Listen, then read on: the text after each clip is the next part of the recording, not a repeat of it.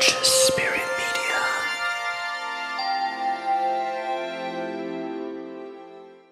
Good morning guys, hello everyone, this is Benjamin for Conscious Spirit Media. Today I'm with my friend Milo and Moa. We are in Peru, in Pisac, and they are really amazing. They have such a beautiful wisdom and knowledge to share with us.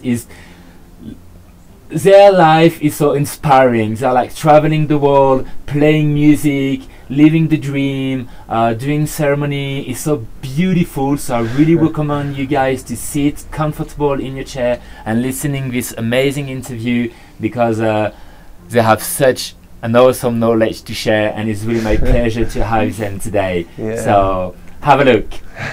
Oh, yeah.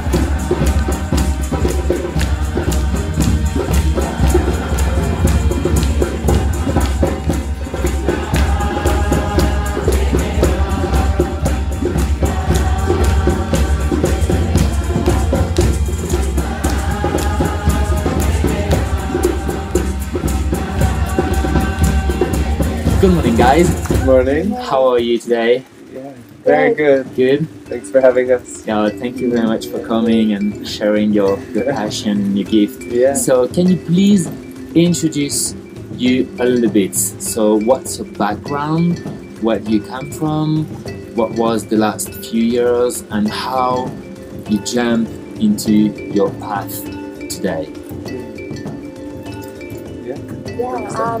I was born in Sweden, so I grew up in the north of Sweden, and I moved away from there many years ago now. And the last few years, the last 7 years, I've been traveling the world, pretty much all the time, moving and going to many different countries, and so many places that I've been to have been about gatherings with music. So the last few years our lives also together have been a lot about playing music together, sharing music in different ways with different people, and eventually we got more and more into this form of singing that Kirtan is, through being inspired by other people leading Kirtans, and our travels in India and other places where our friends were holding these kind of ceremonies. Wow, that's beautiful. But this is not your background. Like, you came from a very normal education, so you went to school, or you just get graduated to something like this, or one day you just like, oh no, I don't want to go to school and just travel. So yeah, I had a big wake up when I started traveling the world, and then I left Sweden where I grew up, and just wanted more to get out into the world and to explore life in a different way. And I never went back to my old life there anymore after once I started a new life. Yeah. Wow. What about you, Milo? Yeah, I grew up in California and started playing music when I was 10. Oh. So I always wanted to play music. I used to play a lot of heavy metal, actually, Yeah. which was all about really passion and like a lot of intense energy, which is perfect for Kirtan, So I after high school, I did a little bit of college. I studied music a little bit, but started feeling the call to travel, and so I've been now traveling, like at least 8 years. Wow. And going to many gatherings and festivals, and working a little bit here, and traveling, and just playing music and studying music from different cultures around the world, and just synthesizing them all together to learn about many different types of music and how I can offer that and share that in different moments. So we go to a lot of gatherings and festivals, and so I've just been traveling and exploring and learning all the time. Wow, that's really amazing. What was the shift for you guys? Like, you really realized, oh, actually I don't want to be like everyone, go to an office, have a job, or get graduate, university, whatever. Just like, when did you really realize this is music, this is what I want to do, travel the world and just sharing music? Yeah, I mean, I kind of always knew that, to be honest. Oh. Even when I was like 15, 16, I thought I'd be in a heavy metal band my whole life and just never have a job, you know? Yeah. That was my dream from Yeah. the start. Wow. So, I mean, I had some jobs and stuff, and we work along the way, but yeah, maybe around 19, 20 years old, Mm-hmm. I really just felt this calling in my heart to just keep going. And I to mean, just this travel. is the dream, no? Because I think Yeah. a lot of people would love to travel the world and just playing music. And you're here just in front of me, and I saw you last week just at the Kirtan. It was amazing. So it's definitely possible to travel the world and play music, isn't it? Yeah, I mean, we're finally now in the last year and a half leading kirtans, which is a way we can make a proper ceremony with music, Mm-hmm. and this way we can make some money too. Mm-hmm. So now it's really starting to return some financial support for us too, Mm-hmm. which we love because we ask a donation, like a suggested donation for the kirtan, because we do it every week. Mm-hmm. And even if people can't pay, we want them to come to sing with us, Mm-hmm. because it's all about the love and the singing. But yeah, we're finally at a place in our lives where we're starting to make, more abundance through this, through our passion and our art. And that's really a Sharing blessing. a gift. Yeah. Wow. So we're very grateful for that. Wow, that's Yeah. beautiful. So Yeah. what is it exactly, Kirtan? How can you define it? What is it? Is it like singing mantra, or is that different? Yeah. What is it? Yeah, for me, it's a lot about heart opening. So it's a form of bhakti yoga. It's a form of yoga, and in the genre of bhakti yoga, and it's a form of paying devotion and gratitude to life and spirit, and recognizing that we are a part of this bigger whole and the connection to the divine. And we do it in the form of singing. So this is a way they've been doing for forever. Seems like in India, where it originates from. Yeah, I mean, I think that singing together in a circle, maybe around the fire, is probably one of the things that humans have done longer than almost anything. Yeah, We come together, we're living in a tribal way, people sing, we make drums, we're around the fire. So I think singing together is one of the most natural things we could do. But the modern form of kirtan comes from India about 500 years ago. There was this guy named Chaitanya, and so he created this style of like making it a ceremony and singing to God or to spirit and singing these mantras. So he created this call and response style where the leader sings a line and everyone sings it back. So this type of format was created only 500 years ago, which is what we're kind of following his example. Is it the beginning of Kirtan, or it came from maybe older than? As far as I know, like the way we know it today was started then. Okay, But I feel people have been singing this it's true. in some similar way forever. Yeah. But we just love that it's like a proper format. You can make a 3 or 4 hour ceremony. Yeah. It's a structure that is really, it gives you a chance to drop into your emotions, feel into your heart, and make it a ceremony. So we're singing to God, to the divine, Yeah. to spirit, to Wow. love, Wow. to nature. Wow. We're singing to something higher than Yeah, us. yeah. And everyone has a different perspective of what divinity is. So is it something for everyone, or I do we think so. have to be a religious person, or do we have to believe in God or in spirit or whatever, or like everyone can come and start singing? I think so. Yeah. Yeah. I think Yeah. it's one of the most normal things humans can do, Okay. is come together and sing. It feels very, very natural, especially after a few times when you really get into it and you completely surrender to it. And I don't see myself as a religious person, but I'm very much connected to spirit, and I feel like whatever way people would like to resonate with what God essence is, or spirit, or energy, or in whichever form it comes for you personally, I feel like you can always find your way of connecting to it through this form of singing. A lot of people who come for the first time also are really often very amazed of how much they've been able to open their hearts and just really surrender and connect to themselves.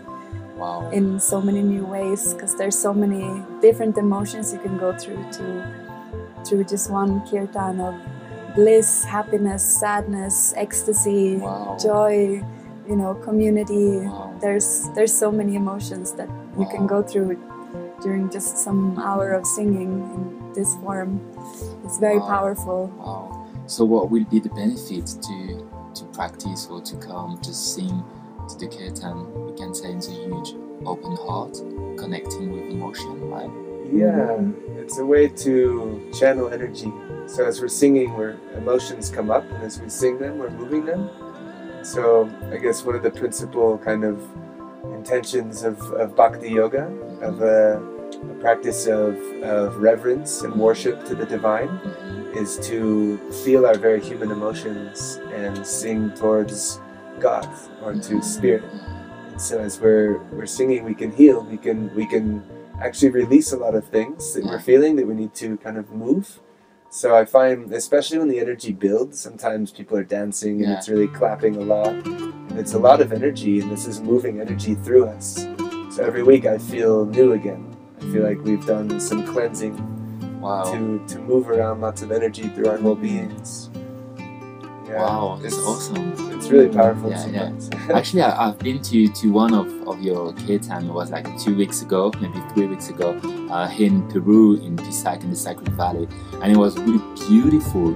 And I noticed you playing this kind of instrument. So is it the kirtan? Is it what we call kirtan, or kirtan just about singing? Yeah, kirtan is the singing. Okay. This is a harmonium. Okay, yeah. And it's like a little piano. Little piano, right. You push air through this, and there's reeds inside. So it's not like a guitar, you strum a guitar string, and it's a constant rhythmic energy. The sound will die. But with this energy, it's kind of like a drone. So it's just one. It can go on and on and on. So it really helps to bring out the voice. That you don't need to continue to like play a rhythm with it. It's like you can just sit there and hold this eternal sound, and to me it resonates like that's just the sound of devotion inviting us to sing. So as you hold this wah, there's no stop. You can go for an hour with one sound, and I really love this because your voice wants to join.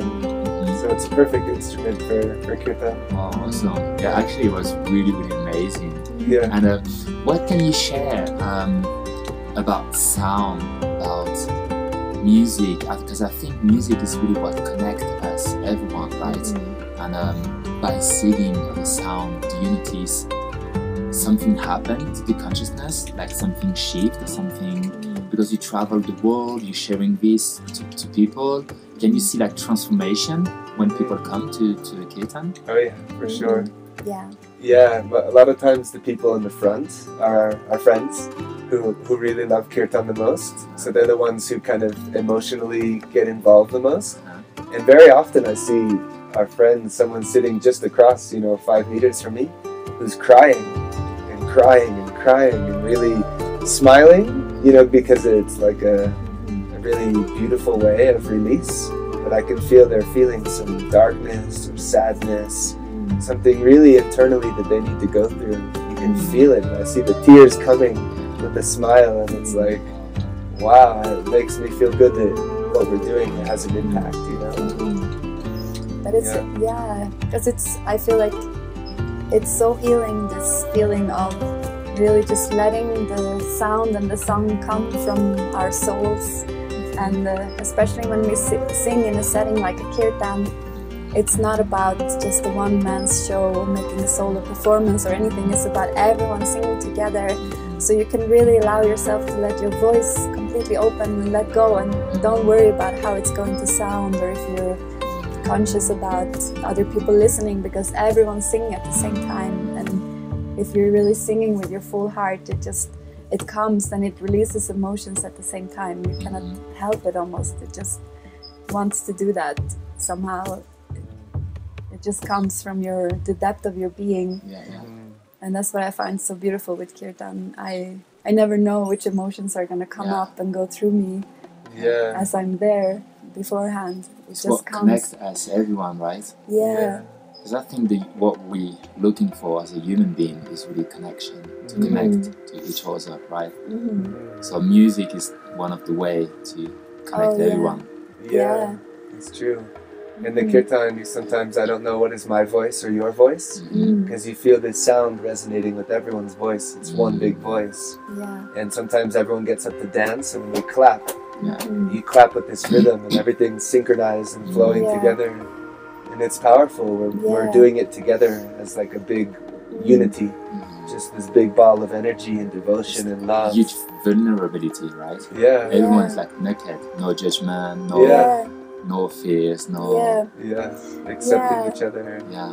And that's one of the things I love most about being part of sharing this space is the unity and the family feeling it's creating, and also feeling that we are there to do this as a devotional prayer, a communal prayer. So we are also sending out all the love and the light and this channel that we are there and creating this energy together. We are also sending it out into the world as a prayer for healing and peace and well-being for other beings. So it's not just about us. We're sending our love to all our loved ones. We're sending all the songs out as a prayer into the world, and that's what touches me every time so much. And you can feel the resonance of the energy of everyone there in that space together. Really how much power we have to generate this energy together. If we choose to focus on the light together as a big family right now in the world, we can really create some amazing vibrational things that can shift the consciousness.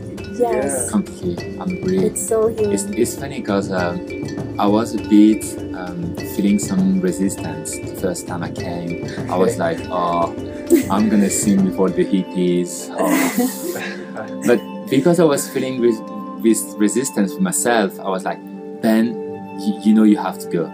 Because that's the wrong belief. This is like something wrong. Just go for it. Yeah. You know, I had like this resistance. Or the hippies just singing. I don't want to be hippies. You know. And I came. It's funny. You know. And I came and I was like, wow, that's cool. That's really awesome. And all this energy and this vibration with everyone. It was really beautiful. Yeah. And I noticed you. So I noticed you serve cacao during the kirtan. So can you share a little bit more about? Is that a medicine? Is it the cacao, like the chocolate? Yeah. What is it exactly? Pure chocolate. Okay. Yeah, we actually learned a lot about this from living in Guatemala, where cacao has come from. Like the Yucatan Peninsula area, Mexico and Guatemala. So the cacao that we've had there is, there's a friend of ours there who's collecting it from local villages that are growing really ancient types of cacao. So from there we learned really how sacred the ancient Mayan people held the cacao in their heart. They call it the food of the gods. And so we learned really that it's not just something we all love, which we all do, right? Who doesn't love chocolate? But it's something you can take to a much deeper level emotionally.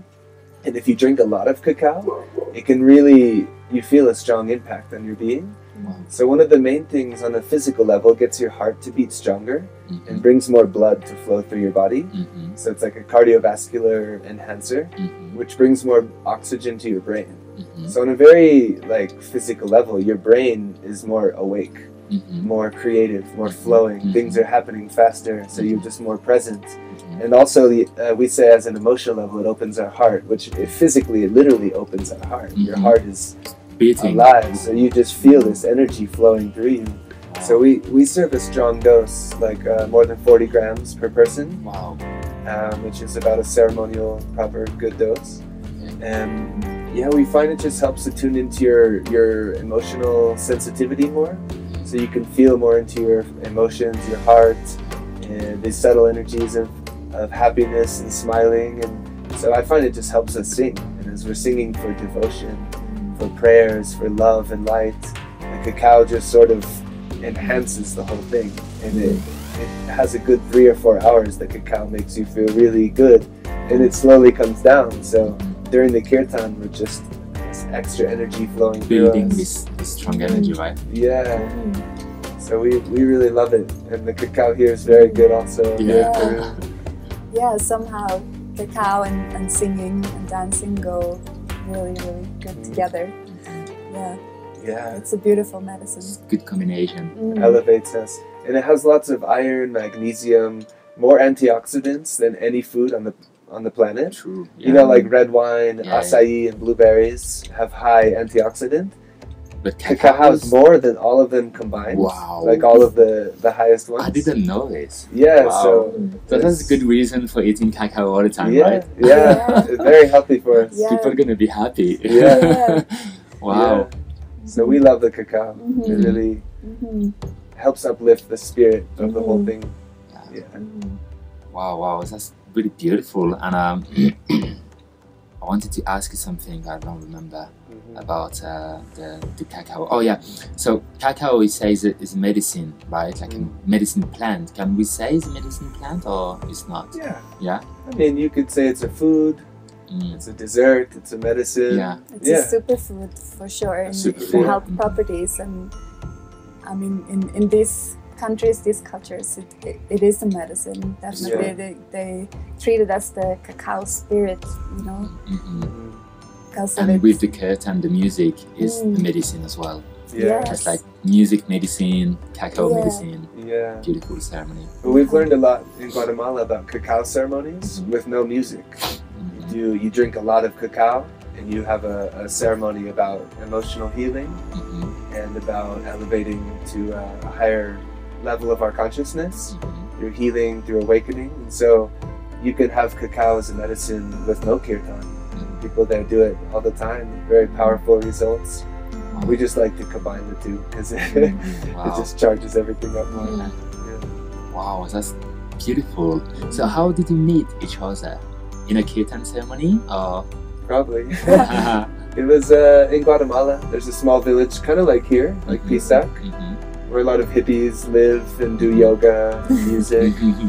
And we met there through a lot of friends. And we were only there for a short time, but then we stayed in touch and we sort of fell in love traveling across the world for many months, writing to each other on Facebook. And it was sort of like a telepathic falling in love at a distance through dreams and visions and things, life just guiding us to come together stronger and stronger, and then eventually we realized we had to come together, and then we've been together since then, 3.5 years ago. Wow. Traveled the world together in many places. Wow. Very inspiring story.